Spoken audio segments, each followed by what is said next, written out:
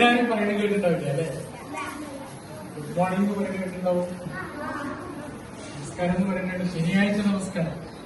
നമ്മുടെ കേരളത്തിലെ മുഖ്യമന്ത്രി ആരാന്ന് വെച്ചാൽ പിണറായി വിജയൻ എന്ന് പറയും. മനസ്സിലായി? അങ്ങനെ സ്പെസിഫിക് ആയിട്ട് ലോകത്തിന് മൊത്തത്തിലൊരു മന്ത്രിയില്ല. ലോകത്തിന്റെ മൊത്തം മന്ത്രി എന്ന് പറഞ്ഞെങ്കിൽ അത് ദൈവമാണ്. മനസ്സിലായി? പിന്നെ ഒരു വിരൽ ഇരുവിരലാടുമ്പോൾ ആടുമ്പോൾ തന്നെ പാടാം പാടാം കളിയാടാം. ഒരു വീരൽ ഒരു വീരൽ ഇരുവീരൽ ഒരു കൈയാടുമ്പോൾ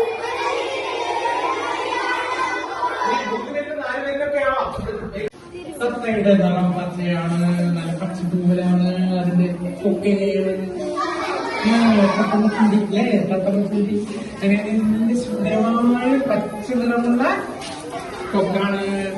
അപ്പൊ അവിടെ ഒരു കാക്ക വന്നു, കാക്ക കറുത്തിട്ടാണ് അല്ലെ.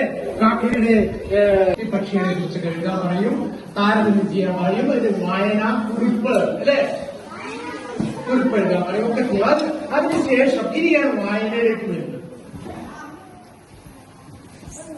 കുട്ടികളെ നിങ്ങൾ പോകും